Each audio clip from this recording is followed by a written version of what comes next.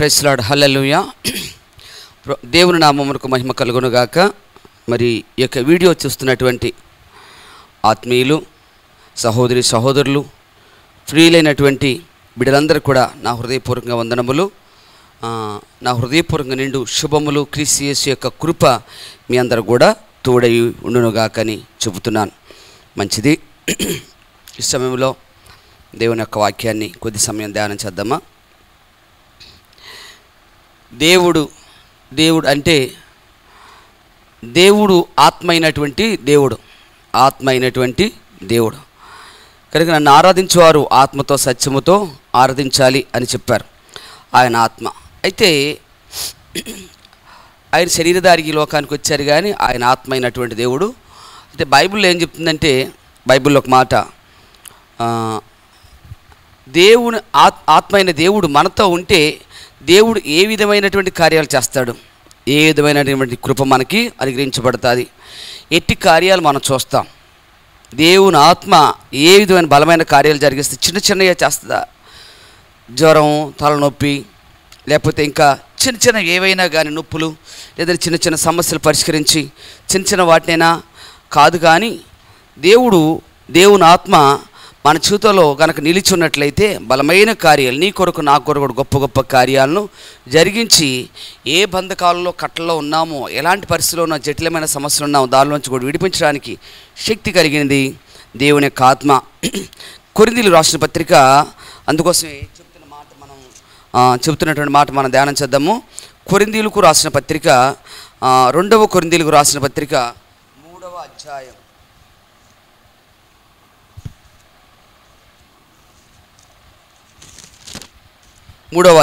17వ వచనం. ప్రభు యొక్క ఆత్మ ఎక్కడ ఉండునో అక్కడ స్వాతంత్రం ఉండును అని చెప్పేసి, ప్రభు యొక్క ఆత్మ ఎక్కడుంటుందో అక్కడే ఉంటుందంట, స్వాతంత్రం ఉంటుందంట. ప్రభు ఆత్మ ఉన్న స్థలములో మనుషులంగా మనకి స్వతంత్రంగా బ్రతకగలుగుతాం.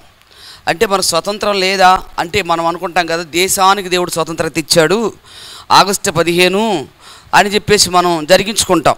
మంచిదే, అది దేశం ఎవరి కబంధాస్థాల్లో ఉందో, ఎవరి చేత అణపబడుతుందో దానిలోంచి ఏం చేశాడు దేవుడు, మనకి ఆగస్టు 15 మనకి విడుదల కలిగే స్వాతంత్రాన్ని ఇచ్చాడు. అయితే దేశానికి విడుదల వచ్చింది, కానీ మనుషుడికి విడుదల వచ్చిందా? ఒకవేళ నీకు విడుదల ఉందా?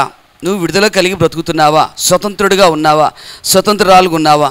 దేని యొక్క బానిసత్వం చేత, దేని చేతన శోధించబడుతూ, దేని చేతన కొట్టబడుతూ భయంకరమైన పరిస్థితిలో నిలిచి ఉన్నావా? నీ జీవితం బాగులేక, నీ బ్రతుకు బాగులేక, పలు విధాలైన భయాలు, పలు విధాలైన సమస్యలు మరి విడిపించుకోలేక, శక్తి చాలక, నానా విధంగా శోధించబడుతూ నా బ్రతికింతే, నా జీవితం ఇంతే అనుకునే పరిస్థితులు నువ్వు కలిగి ఉంటే దేవుడు చెప్తున్నాడు కదా, దేవుని యొక్క వాక్యం చెప్తుంది, నా ఆత్మ అంటే దేవుని ఆత్మ ఎక్కడుంటుందో అక్కడ నువ్వు స్వతంత్రంగా బ్రతుకుతావు.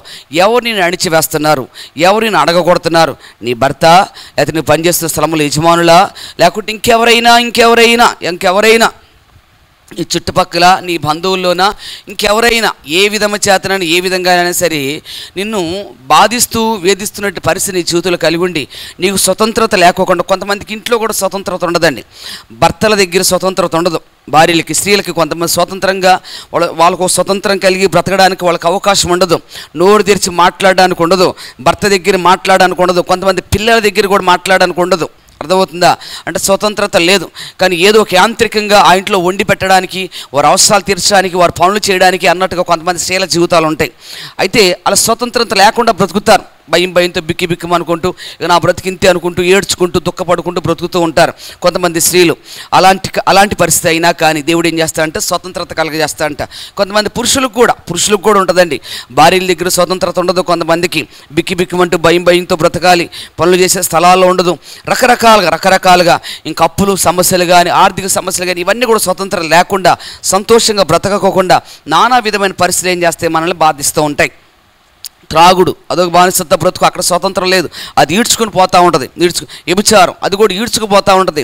స్వతంత్రంగా బ్రతకడానికి ఉండదు. సొంత ఆలోచనలు, మనం నేను త్రాగను, ఇక నుంచి నేను తాగను అనుకున్నా కూడా నీకు స్వతంత్రత లేదు.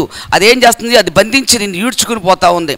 ఏదైనా కానీ ఒక పాపంలోనూ పడున్నావా, ఇక నేను ఆ పాపం చేయను, దాన్ని బయటకు వచ్చేద్దాం అని చెప్పేసి అనుకుంటే నువ్వు బయటికి రానివ్వదు. అది స్వతంత్రత నీకు లేదు.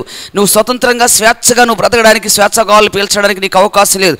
నేను ఇక ఆ పాపం చేయను, చేయను, నేను ఆ పాపంలో ఉండను, నేను స్వతంత్రుడిగా బ్రతుకుతాను అని నువ్వు అనుకున్నా అది నిన్ను ఉండనివ్వదు. అది నిన్ను ఏలుబడి చేస్తుంది.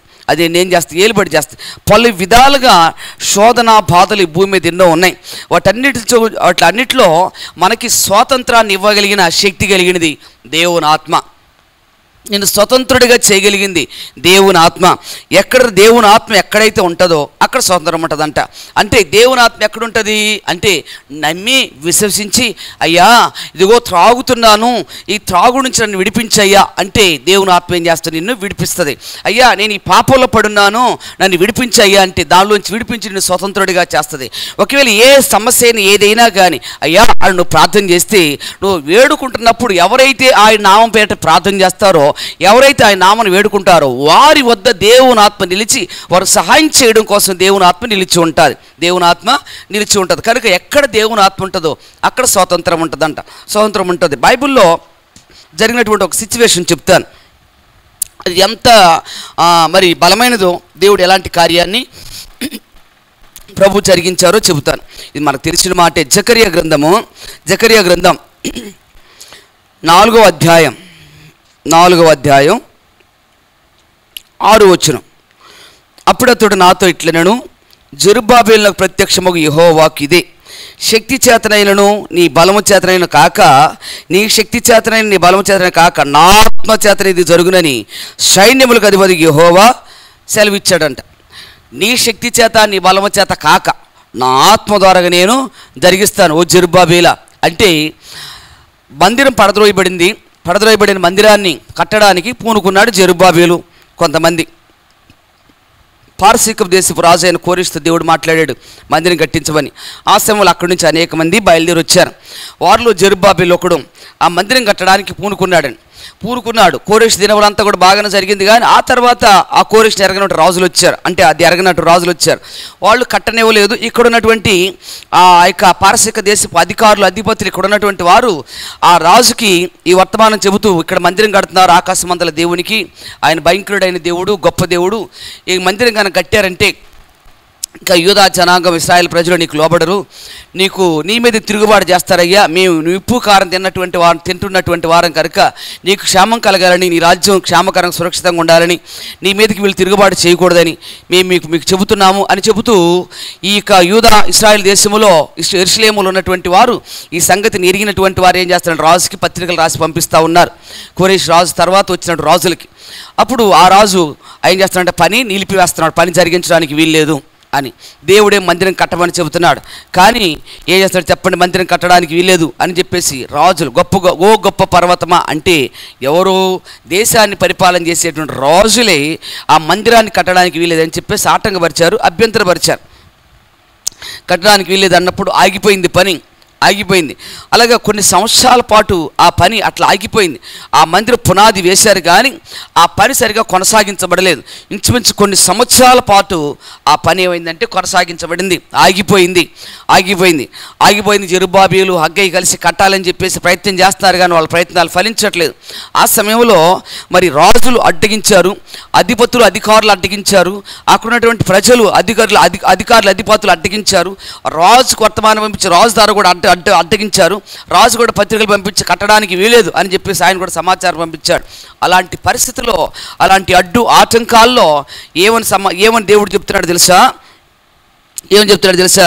ఓ జెరుబ్బాబెలు ప్రత్యక్షమైందాడు దేవుని వాక్కు. ఏమని? ఓ జెరుబ్బాబెలు, ఏమని నీ శక్తి చేతగా నీ బలం చేత ఇది జరగదయ్యా. నువ్వేదో ఆలోచన చేసుకున్నావు, ఏదో తలంచుకున్నావు, కట్టాలని చెప్పేసి ఆశపడుతున్నావు, ప్రయాసపడుతున్నావు. నీ ఆశ మంచిది, ప్రయాస మంచిది. నా చిత్తాన్ని నెరవేర్చడం కోసం నువ్వు ఆశపడుతున్నావు, కట్టడం కోసం నీ హృదయం త్వరపడుతుంది, ఈ పని ముగించడం కోసం నువ్వు ఆశపడుతున్నావు, చూస్తున్నావు. ఆ మందిర పైరాయి పెట్టించాలని చెప్పేసి నువ్వు ఎంతగా ఆశపడుతున్నావు, మంచిది. కానీ ఇది నీ శక్తి చేత జరగదు, నీ బలము చేత జరగదు. నా ఆత్మ ద్వారా ఏం చేస్తాను, నేను జరిగిస్తా. అడ్డగించే ఆ గొప్ప పర్వతాన్ని ఏం చేస్తాను తెలుసా? నేను చదును భూమిగా నేను చేస్తా. దేవునికి స్తుతి కలుగునుగాక. గొప్ప పర్వతమా ఏమన్నాడు ఆయన? గొప్ప పర్వతమా, జెరుబ్బాబెలును అడ్డగించడానికి నీవు ఏమాత్రపు దానవు అంటున్నాడు. ఏమాత్రపు దాన్ని నువ్వు చదును భూమి అవుతావు. కృప కలుగును గాక జనులు కేకలు వేయగా అతడు పైరాయి తీసి పెట్టిస్తాడంట. అంటే ఆత్మ, దేవుని ఆత్మ ద్వారా జరిగిస్తాడంట. ఏ పని? రాజులు అడ్డగించిన పని, కొన్ని సంవత్సరాలకు ఆగిపోయిన పనిని ఆయన ఆత్మ ద్వారా జరిగిస్తాడంట. రాజును అడ్డుకుంటుందంట ఆత్మ. ఆ గొప్ప పర్వతం అనేటువంటి ఆ రాజును చదును భూమికి అగ్గపడకుండా చేసేస్తాడు. దేవునికి స్థితి కలుగునుగా. అడ్డగించేటువంటి రాజును సైతం కూడా చదును భూమిగా చేసేస్తాడు నిన్ను. నువ్వు అసలు ఎంత మాత్రపు దానం అనుకుంటున్నావు? నువ్వు ఏ మాత్రపు వాడవు అనుకుంటున్నావు? నీ బలం ఏ పాడుతుంది అనుకుంటున్నావు? నీ శక్తి ఏ పాడుతుంది అనుకుంటున్నావు? నువ్వు నా మందిరాన్ని అడ్డగించడానికి, నా మందిర పనిని అడ్డగించడానికి నువ్వు ఎంత మాత్రపు దానవు? ఓ రాజా, నువ్వు ఎంత మాత్రపు వాడవు? నువ్వు చదును భూమిగా నువ్వు అగ్గపడకుండా ఫ్లాట్ అయిపోతావు. నీ రూపం అగపడకుండా భూమిలో మంటిలో మన్నుగా కలిసిపోతావు. నువ్వు చదును భూమి అయిపోతావు. ఇంకా నీ రూపం అగపడదు. నీ శక్తి, నీ ప్రభావాలు, యుక్తి ఏ మాత్రం కూడా అగ్గపడకుండా చదును భూమిగా మారిపోతావు. నువ్వు భూమిలో కలిసిపోతావు, మట్టిలో కలిసిపోతావు. జీవితం అంతే అని చెప్పేసి దేవుడు మాట్లాడుతున్నాడు. అలాగ నేను చేస్తా నా ఆత్మ ద్వారా జెరుబ్బాబెలు అని చెప్పేసి దేవుడు మాట్లాడుతున్నాడు. అంటే అలాగనే దేవుడు చేశాడు. ఆ తర్వాత ఆ రాజు కాలం పోయింది, దర్యావేషు కాలం వచ్చింది. దర్యావేషు కాలంలో దేవుడు అద్భుతమైన కార్యాన్ని దేవుడు జరిగించాడండి. హగ్గయి గ్రంథంలో కూడా హగ్గయి కూడా ప్రవచిస్తాడు. ఏమనంటే 4:2 అయినను యెహోవా ఆజ్ఞ ఇచ్చినదేమనగా, జెరుబ్బాబెలు ధైర్యం తెచ్చుకో, ప్రధాన యాజకుడుగు యెహోజాదాకు కుమారుడైన యెహోషువ ధైర్యం తెచ్చుకునుము, దేశంలోని సమస్త జనములారా ధైర్యం తెచ్చుకుని పని జరిగించండి, నేను మీకు తోడుగా ఉన్నాను. ఇదే సైన్యములకు అధిపతికు యెహోవా వాక్కు. మీరు ఐగుప్తు దేశంలో నుండి వచ్చినప్పుడు నేను మీతో చేసే నిబంధన జ్ఞాపకం చేసుకోండి. నా ఆత్మ మీ మధ్య ఉన్నది కనుక భయపడకుడి అన్నాడు. నా ఆత్మ మీ మధ్య ఉంది, మీరు భయపడొద్దు, ధైర్యం తెచ్చుకోండి, పని జరిగించండి. ఎవడు అడ్డగిస్తాడు? అడ్డగించేవాడు అంతు నేను చూస్తాను, అడ్డగించేవాడు అంతు నేను తేలుస్తాను. కాబట్టి చదును భూమిగా చేసేస్తాను. కనుక యెహోషువ, జెరుబ్బాబెలు ఏం చెయ్యి? మరి యెహోజాదాకు కుమారుడైనటువంటి మరి ఆ కుమారుడైన యెహోషువ ధైర్యం తెచ్చుకో, దేశంలో సమస్త జనములారా మీరు ధైర్యం తెచ్చుకుని పని జరిగించండి. ఎందుకంటే నేను మీతో ఉన్నాను, నా ఆత్మ కూడా మీ మధ్య ఉంది. ఐగుప్తులోని తీసుకొచ్చినప్పుడు ఏ విధంగా నేను మీ మధ్య ఉన్నానో అలాగనే ఈరోజు ఈ మందిరం కట్టించడానికి కూడా నా ఆత్మ మీ మధ్య ఉంది కనుక, నా ఆత్మ మీకు తోడుగుంది కనుక మిమ్మల్ని ఎవ్వరు అడ్డగించలేడు. కనుక మీ పని జరిగించండి అని చెప్తున్నాడు. ఓ గొప్ప పర్వతమా, జెరుబ్బాబెలు అడ్డగించడానికి నువ్వు ఎంత మాత్రం దాను చదును భూమి అయిపోతావు అని చెప్పేసి జనులు కృప కలుగును గాక అని కేకలు వేస్తే జెరుబ్బాబెలు పైరాయి పెట్టిస్తాడు.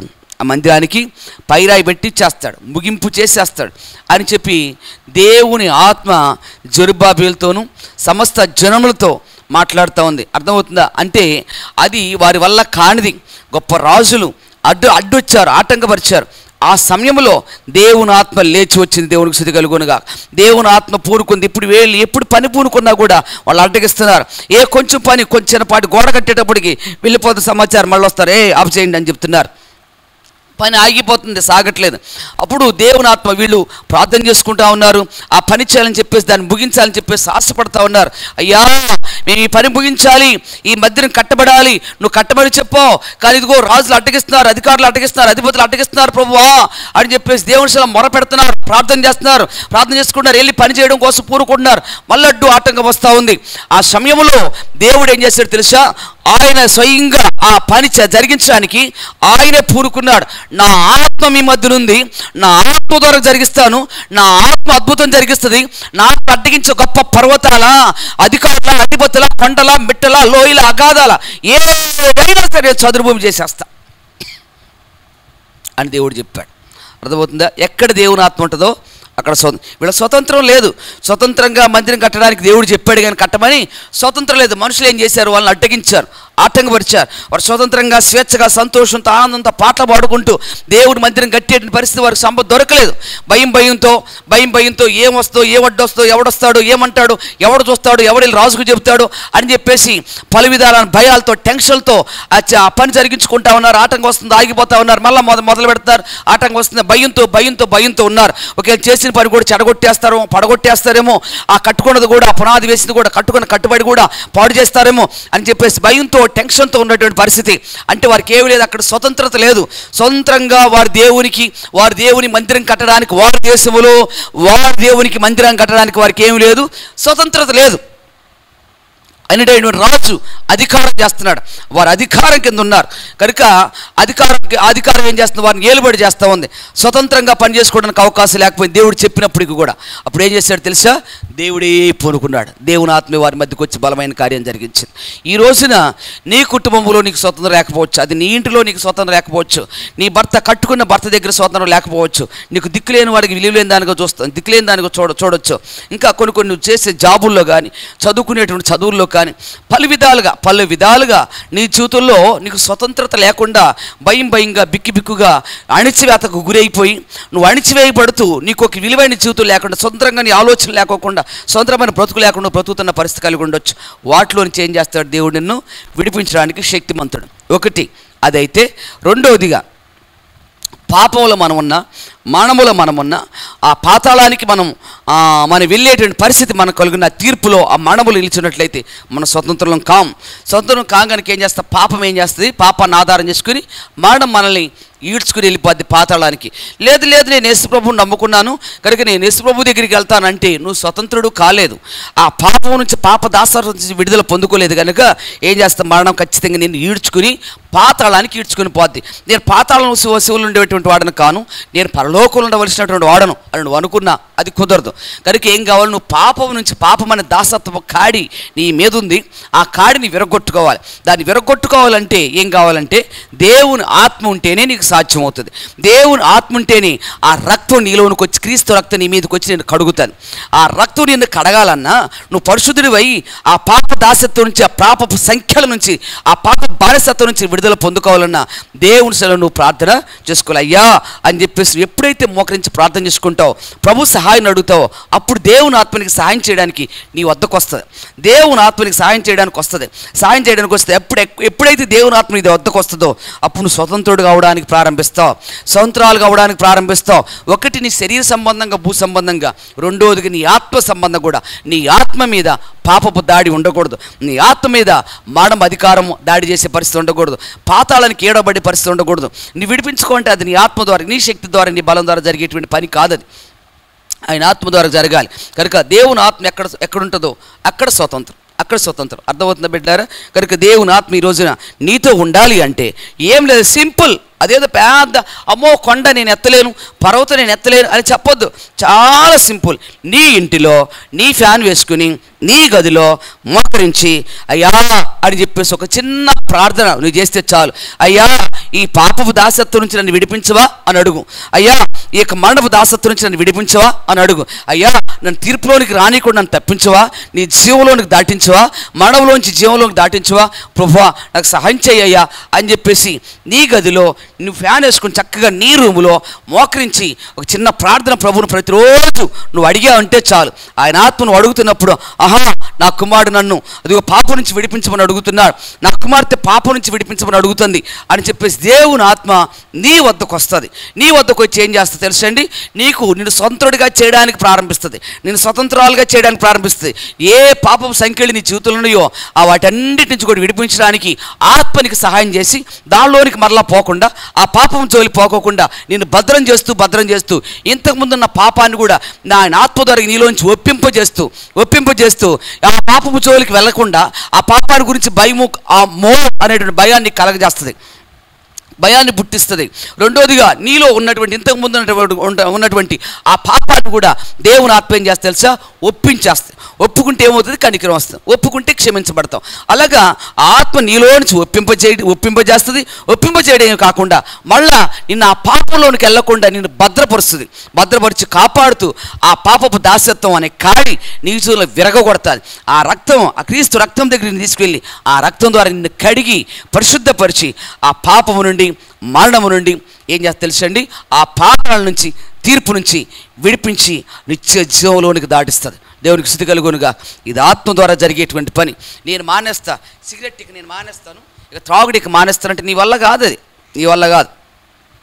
ఒక ఆయన చెప్పాడండి, 4 దెయ్యాలు ఉన్నాయి అవి పోవట్లేదు సిస్టరో అని చెప్పాడు ఒక పెద్ద ఆయన. 4 దెయ్యాలు ఉన్నాయి అవి పోవట్లేదు కానీ రోగాలు వెళ్ళిపోతున్నాయి. మేము ఒకసారి ఎప్పుడంటే నూజివీడు అవతల ఒక ప్రాంతానికి వెళ్ళాము ప్రార్థనా కూటం సువార్త చెప్పడానికి. అక్కడ ఒక పెద్ద ఆయన ఏమన్నాడంటే ఇంచుమించు 20 ఎకరాల ఆసామి, పెద్ద ఆయన, ఆస్తిపరుడు. నేను మెసేజ్ అది చెప్పిన తర్వాత అన్నారు కదా, చెప్పిన మాట ఏంటంటే, నా దగ్గర 2 దెయ్యాలు ఉన్నాయి, నాకు 2 దెయ్యాలు పెట్టున్నాయి. అవి పోవడం కోసం నేను చాలామంది పెద్ద పెద్ద పాస్టర్ల దగ్గర కూడా వెళ్ళాను. ఆ దెయ్యాలు పోలేదు సిస్టరు, పోలేదమ్మా అని చెప్పేసి మరి నాలో పోవట్లేదు. కానీ పాస్టర్ గారు ప్రార్థన చేస్తుంటే దెయ్యాలు వెళ్ళిపోతున్నాయి, నేను చూస్తున్నాను కళ్ళారా, కేకలు పెట్టి వెళ్ళిపోతున్నాయి. రోగులు కూడా కొంతమంది స్వస్థపరచబడతా ఉన్నారు, నా రోగం పోయింది నిజంగా నేను చూస్తున్నాను, రియల్లే అది నిజమే, అది అబద్ధం కాదు అని చెప్పి, మరి నాలో ఉన్న దెయ్యాలు పోవట్లేదు అన్నాడు. అని చెప్పేసి ఏంటి అని అంటే, ఏమిటయ్యా అసలు ఏంటి మీ పరిస్థితి, మరి ఏంటి ఆ దెయ్యం అంటే ఏంటి మీ పరిస్థితి అన్నప్పుడు, నాకు త్రాగుడు అనేటువంటి ఒక దెయ్యం, చుట్ట అని ఒక దెయ్యం ఉంది. ఈ 2 దెయ్యాలను పోగొట్టుకోవాలని నేను ఎక్కడ మీటింగ్ అయితే పెద్ద పెద్ద పాస్టర్ల దగ్గర కూడా పోతున్నాను. కానీ నేను చెబుతున్నా 2 దెయ్యాలు ఉన్నాయ్యా, ప్రార్థన చెయ్యి, ఈ పోవాలి అని చెబుతున్నాను అని చెప్పి నాకు కూడా చెప్పి 2 దెయ్యాలు ఉన్నాయి, ప్రార్థన చేయండి, పోగొట్టండి అని చెప్పాడు. నాకు కూడా చెప్పాడు అనమాట. ఇట్లాగా 2 దెయ్యాలని చెప్పేసి, చుట్ట, త్రాగుడు, ఈ 2 దెయ్యాలు పోవాలంటే అప్పుడు నేను చెప్పాను, అయ్యా దెయ్యం అంటే ఏం చేస్తా, వచ్చి పట్టుతుంది మన ప్రమేయం లేకోకుండానే, మన ప్రమేయం లేకుండా పడుతుంది. పట్టినప్పుడు సేవకుడు ప్రార్థన చేయగానే దేవుని ఆత్మాభిషేకం కలిగిన ప్రార్థన చేస్తే దెయ్యం వెళ్ళిపోద్ది. రోగాలు కూడా మన ప్రమేయం లేకుండా రోగాలు కూడా వస్తాయి. అప్పుడు సేవకుడు ప్రార్థన చేయగానే వాళ్ళ ప్రమేయం లేదు కదా రోగాలు రావడానికి, వాళ్ళు తెచ్చుకోలేదు, ఆ దెయ్యాన్ని కూడా వారు తెచ్చుకోలేదు, అవి పట్టాయి.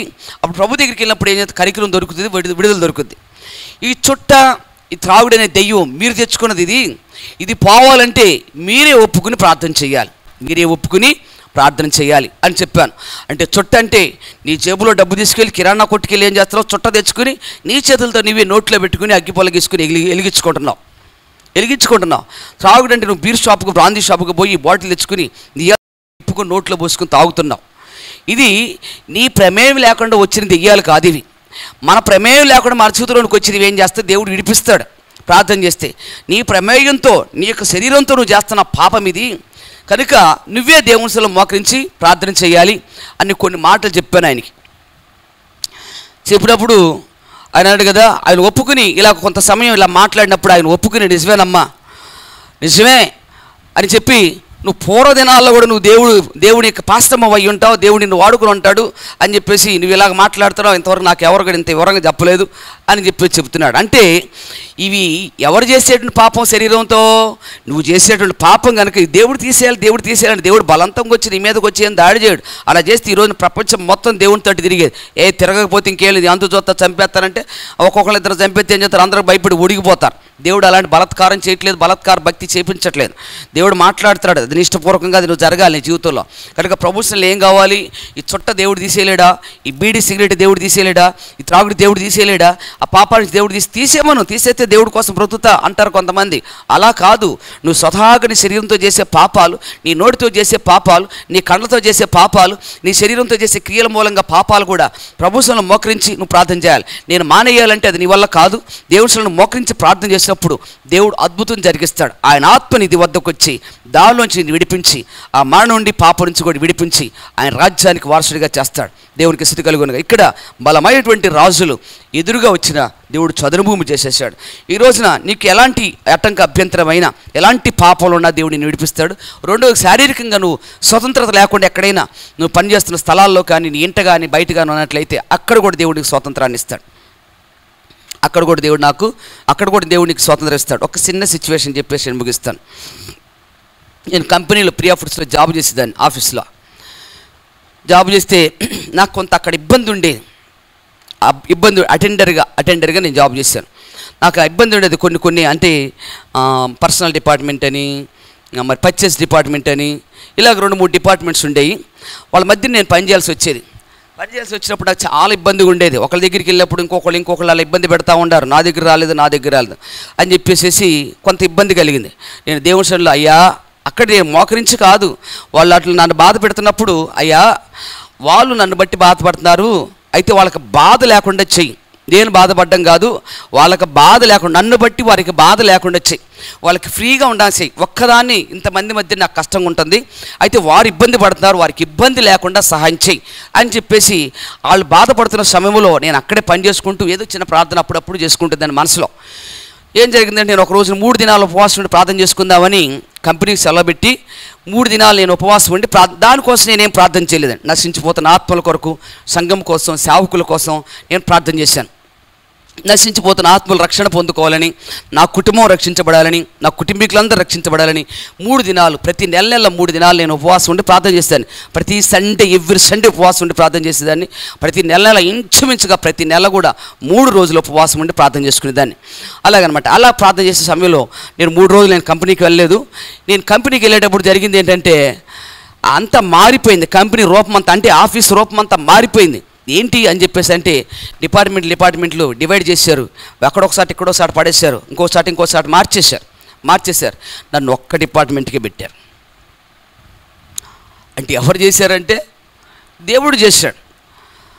వాళ్ళు నా గురించి వాళ్ళు బాధపడకూడదు అని చెప్పేసి నేను ప్రార్థన చేస్తే నాకు కూడా స్వతంత్రాన్ని దేవుడు ఇచ్చాడు. అంటే నాకు కూడా ఇబ్బంది లేకుండా దేవుడు సహాయం చేశాడు. నేను నేను ఆశ్చర్యపోయాను. ప్రభువా, నేను ఏదో చిన్న ప్రార్థన, వీళ్ళు బాధపడుతుంటే, ఏదో ఆయాసపడుతుంటే సమయానికి పిలవగానే రావు అంటే, ఒక చాట చేసినప్పుడు ఇంకో చాటకి వెళ్ళడానికి కుదరదు కదా. ఒక చాట నిలబడి చేస్తున్నప్పుడు, ఒక చాట చేస్తున్నప్పుడు ఇంకో చాట పిలిచినప్పుడు వెళ్ళడానికి కుదరదు. అలాంటి పరిస్థితి నాది. ఆ సమయంలో అయ్యా వీళ్ళు బాధపడుతున్నారు అని చెప్పేసి అన్నప్పుడు దేవుడు నా చిన్న ప్రార్థన ఆలకించి నాకు బాధ లేకుండా, వారికి బాధ లేకుండా దేవుడు అద్భుతమైన కార్యాన్ని దేవుడు జరిగించాడు. అర్థమవుతుందా? చిన్న ప్రార్థన. యథార్థంగా నేను దానికోసం ఉపవాసాలు ఉండలేదు, నేను జాగారాలు చేయలేదు, నేను ఏడలేదు. అయ్యా నేను ఏడవలేదు, కన్నీళ్లు పెట్టలేదు, నేను రోదన చేయదు. నాకు పెద్ద శ్రమగా నేను తీసుకోదు, నాకు పెద్ద శోధనగా నేను తీసుకోలేదు. వాళ్ళని బట్టి నేను చిన్న మాట నా హృదయంలో అనుకున్న దానికి దేవుడు దాన్ని చూశాడు. దేవునికి స్థితి కలుగునుగా అద్భుతాన్ని దేవుడు జరిగించాడు. అర్థమవుతుందా బిడ్డలారా? కనుక దేవుని ఆత్మ మనతో ఉంటే ఎక్కడ మనం ఇబ్బంది పడుతున్నామో, మనల్ని బట్టి ఎవరు ఇబ్బంది పడుతున్నారో కూడా అది కూడా దేవుడు సహాయం చేస్తాడు, అది కూడా దేవుడు కృప చూపుతాడు. కనుక ఎక్కడ ఆ దేవుని ఆత్మ ఉంటుందో అక్కడ స్వాతంత్రం ఉంటుందంట. కనుక ఏం చేద్దాం చెప్పండి? దేవుని ఆత్మ సహాయం తీసుకుందాం, స్వతంత్రులుగా బ్రతుకుదాం. పాపానికి, లోకానికి, చీకటికి చెప్పండి దేనికి దాసుగా బ్రతకొద్దు. కుటుంబంలో నువ్వు చేస్తున్న జాబులో నువ్వు ఉంటున్న పరిస్థితుల్లో కూడా ఏదైనా దాసత్వ బ్రతుకు అణచివేయబడుతున్న పరిస్థితి ఉంటే అక్కడ కూడా నువ్వు ప్రార్థన చేసుకో. దేవుని ఆత్మ అక్కడ కూడా నేను స్వంతరాలుగా చేస్తుంది. మంచిది. చిన్న ప్రార్థన చేసుకో. స్వంతంగా ఉండడానికి ఇష్టపడతావా? ఇష్టపడితే ఈరోజే వర్తమానం విన్న తర్వాత మోకరించి, వెంటనే మోకరించు. అది చాలా మంచి స్వభావం. ఒకవేళ మోకరించడానికి అవకాశం లేదు, నీ హృదయంలో వెంటనే చిన్న ప్రార్థన అయినా, ఎక్కడ నిలబడ్డా, ఎక్కడ ఉన్నా, ఎక్కడ కూర్చున్నా ప్రార్థన చేయడానికి మోకరించడానికి అవకాశం లేకపోయినా వెంటనే ప్రార్థన చేయి. దేవుడు వెంటనే నీ హృదయంలో ఉన్న దేవుడు మాట్లాడుతున్నాడు కనుక మాట్లాడిన వెంటనే, నీ విన్న వెంటనే చిన్న ప్రార్థన కానీ చేస్తే దేవుడు విన్న వెంటనే ఆ ప్రార్థన కూడా ఆలకిస్తాడు. మంచిది. చిన్న ప్రార్థన చేద్దాం. అది నా అనుభవం. ఏది విన్నా వీరి వెంటనే ప్రార్థన చేసుకోవడం నా అనుభవం. స్తోత్రములు తండ్రి, నీ నామమున హృదయపూర్వక వందనాలు చెల్లించుకుంటున్నాను. ఈ సమయమున ఎక్కడ నీ ఆత్మ ఉంటుందో అక్కడ స్వతంత్రం ఉంటుందని సెలవిచ్చారు. స్వతంత్రత లేకుండా బ్రతుకుతున్న బిడ్డలు ఎంతోమంది ఉన్నారు, నిన్ను ఎరిగి కూడా, నిన్ను కలిగి కూడా. కానీ నీ మందిరం కట్టడం కోసం ప్రభువా, ఆ జెరుబ్బాబెలు ఎన్ని అడ్డులు, ఆటంకాలు వచ్చే స్వతంత్రం లేకోకుండా ఆయన శోధించబడే సమయంలో ఒక అద్భుతం జరిగించి మందిరం కట్టించి ముగించావు. అడ్డగించే దారిని ప్రభు చదును భూమిగా చేశావు. ఈ రోజున మా జీవితాల్లో ప్రభు నీ కోసం బ్రతకాలని, నీ కోసం పరిచయం చేయాలనో తండ్రి, నీ కొందాలైనా నీ కోసం నీ ప్రార్థన చేయాలనో చేయడానికి అవకాశం లేకుండా, పరిచయం చేయడానికి అవకాశం లేకోకుండా, అయ్యా పాప నుంచి బయటికి రావడానికి అవకాశం లేకుండా, శక్తి చాలక ఈ కుటుంబంలో బయట అణచబడుతున్న పరిస్థితులు కలిగిన బిడ్డలు ఎంతోమంది ఉన్నారు. వీరందరి విషయంలో కూడా ప్రభు దేవాని కొందాలని నీ ఆత్మ స్వతంత్రం ఇస్తానని సెలవిచ్చారు కనుక నీ ఆత్మ సహాయం తీసుకుంటూ స్వతంత్రంగా ఉండడానికి నీ కృప మెండుగా దాళని నీ బిడ్డలందరికీ ప్రసాదించి దీవించమని నీ ప్రార్థన చేస్తూ నీ బిడ్డలని హస్తానికి ఆత్మకు అప్పగించుకుంటూ మా ప్రభువును ప్రియరక్షకుడు యేసు ప్రభు వారి పేరిట వేడుకొని చూస్తున్నా మా పరమ తండ్రి. ఆమేన్. ఆమేన్.